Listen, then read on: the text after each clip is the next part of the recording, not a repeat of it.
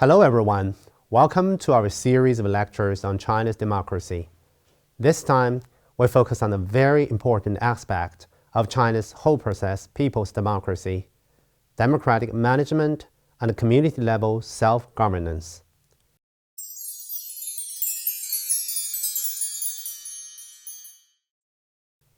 We'll first visit a courtyard in Caochang 4条胡同, Dongcheng District in Beijing. This is where the residents in the Caochang community meet regularly. In a roughly 20 square meter room, they discuss what's going on in the community and what should be done to improve the quality of people's lives. These topics may seem to be trivial, from public toilet renovations to rules about where residents can hang their clothes to dry. However, there are big issues concerning people's everyday lives. In the courtyard meetings, they reach consensus through discussions and solve problems step by step. The courtyard meeting group has 17 members and represents over 2,400 residents who live in more than 460 courtyards. The group meets about every 2 weeks. Opinions are collected through a 4-tier process, from individual households to the community level. Li Dianbo, a native of Beijing, was elected leader of the meeting room because of her people skills and sense of civic responsibility. Apart from convening regular meetings, she often visits residents' homes. Sometimes, Li Dianbo listens to complaints and even harsh criticisms. For example, when she visits door to door to collect residents' opinions on the installation of electric bicycle sheds, some residents support it actively, while others may not agree on the location and design. Problems pop up all the time, and there are always different voices, Li explained. Such problems do arise. We hear different voices no matter what's discussed. We collect residents' input and perspectives to summarize and synthesize them.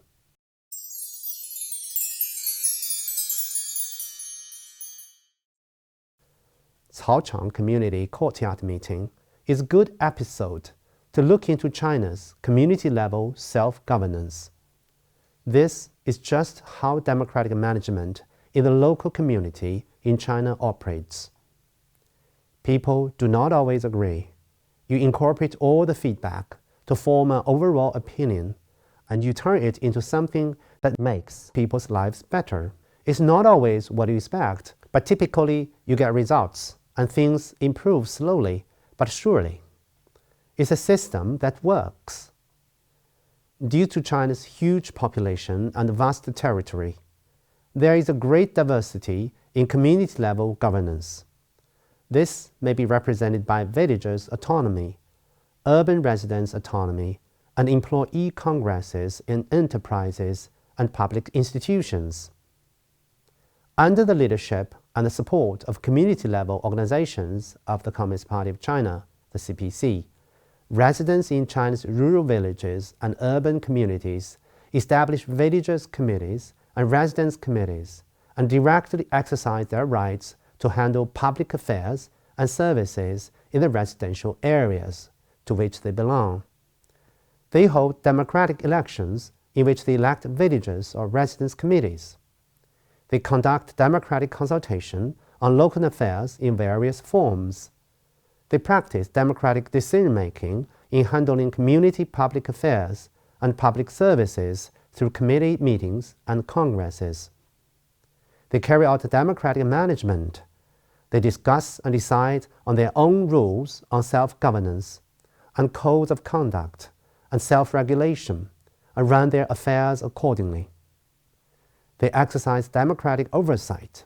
They elect village and urban community affairs oversight committees to supervise the handling of their community affairs and guarantee information disclosure. The system is designed to enable people at the grassroots to exercise their democratic rights in managing their own affairs within their communities and organizations. It has proved to be effective in providing individuals with tangible power, which has prevented situations where people hold power only in theory but lack practical means of exercising it. This slide shows the lively practice of grassroots democracy in China. With the leadership and support from local party organizations, people in cities and villages, as well as employees in companies and public institutions, directly take part in democracy in many ways. You can see that it includes 5 key parts: democratic elections, democratic consultation, democratic decision-making, democratic management, and democratic oversight. In terms of organizations, by the end of 2020, China had over 500,000 villagers committees, 110,000 community residence committees, and 2.8 million trade unions. These organizations across cities and the countryside form a strong base for grassroots democracy and are the most direct example of China's whole process people's democracy.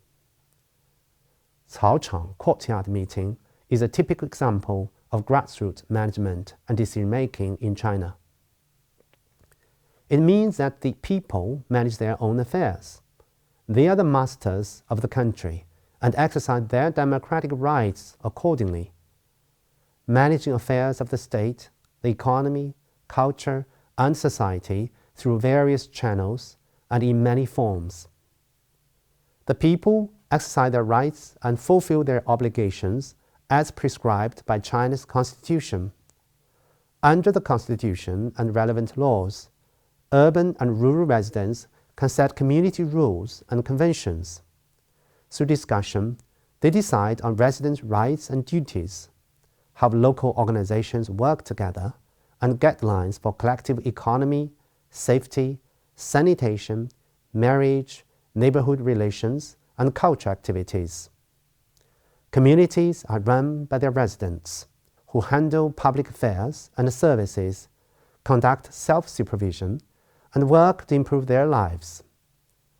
The Chinese people have explored and initiated numerous popular and pragmatic grassroots practices: residence councils, residence workshops, democratic discussions and hearings, courtyard discussions, neighborhood meetings, offline roundtables, and online group chats.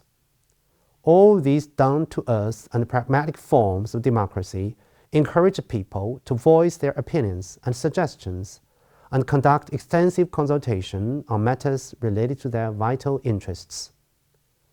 This helps to coordinate the interests of multiple stakeholders, mitigate conflict, and maintain social stability and harmony at the grassroots. Many successful grassroots experiences and practices have eventually turned into national policies, injecting new vitality into the development of China's democracy.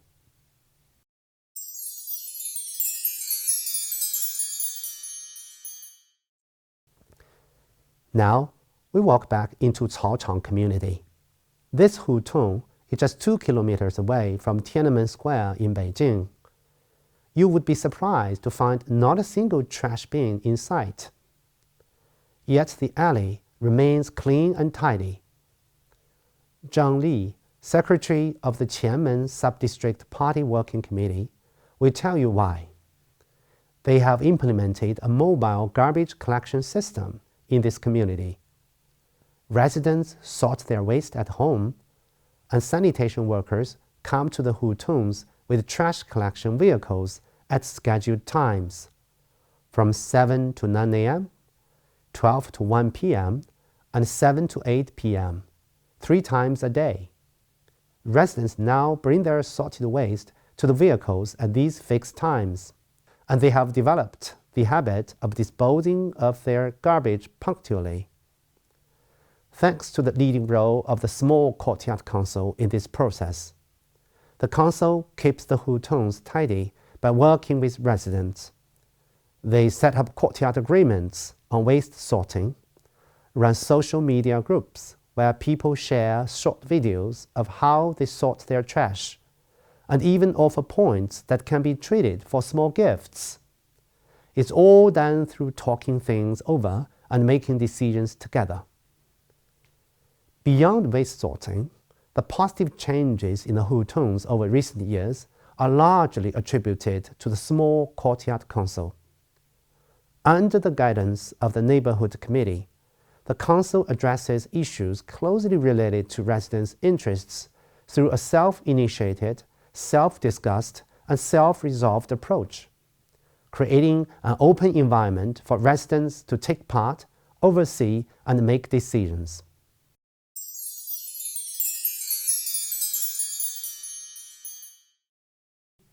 Today, the hutons are filled with trees and flowers.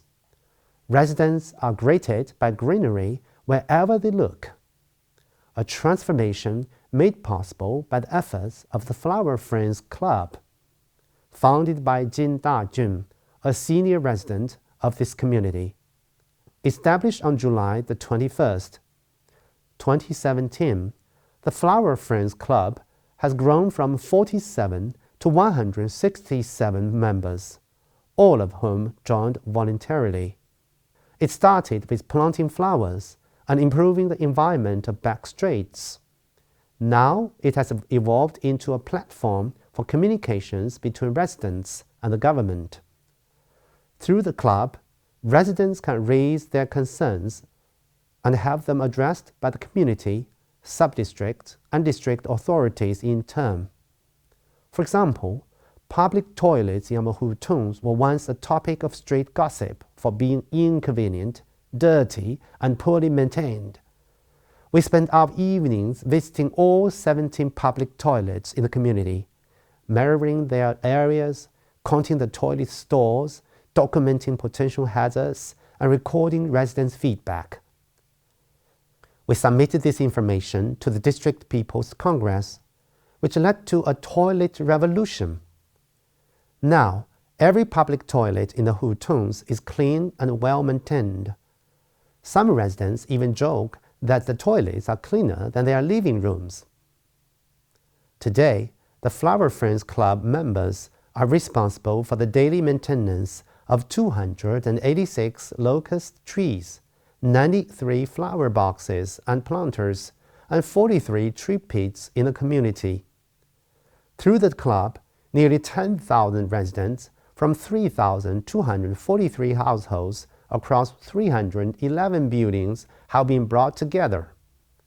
Members actively participate in community security patrols, neighborhood watch programs, waste sorting, and other initiatives. Their involvement has not only enriched residents' lives, but also injected vitality into community development. In Dongcheng District, Beijing, there are many housekeepers like Jin Da-jun who play a crucial role in fostering neighborhood mutual assistance and self-governance. They are key to addressing urban management challenges and represent an important innovation in social governance and the advancement of urban civilization.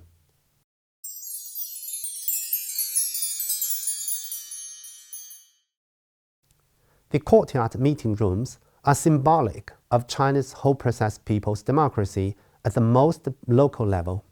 This form of democratic practice works according to two key phrases. Whole process means that people engage in democratic elections, consultations, decision-making, management, and oversight according to law. As President Xi Jinping addressed on work related to People's Congress in a conference, if the people are awakened only for voting but enter a dormant period soon after, if they are given a song and dance during campaigning but have no say after the election, or if they are favored during canvassing but are left out in the cold after the election, such a democracy is not a true democracy. Based on China's own reality, culture, and history, whole process people's democracy covers all aspects and procedures, such as elections, consultations, decision-making, administration, and supervision. guaranteeing the running of the country by the people via a set of ever-improving systems, institutions, and mechanisms. People's democracy refers to how the people's role as masters of their country constitutes the essence and core of socialist democracy. The majority interests ultimately take precedence when making decisions about issues that generate different views. The whole process people's democracy emphasizes people's participation in the whole process of public policy making. This allows people to participate before, during, and after the decision making, and safeguards people's rights to be informed, to participate, to express their views, and to exercise oversight in order to find the best solution by drawing on the collective wisdom of the people.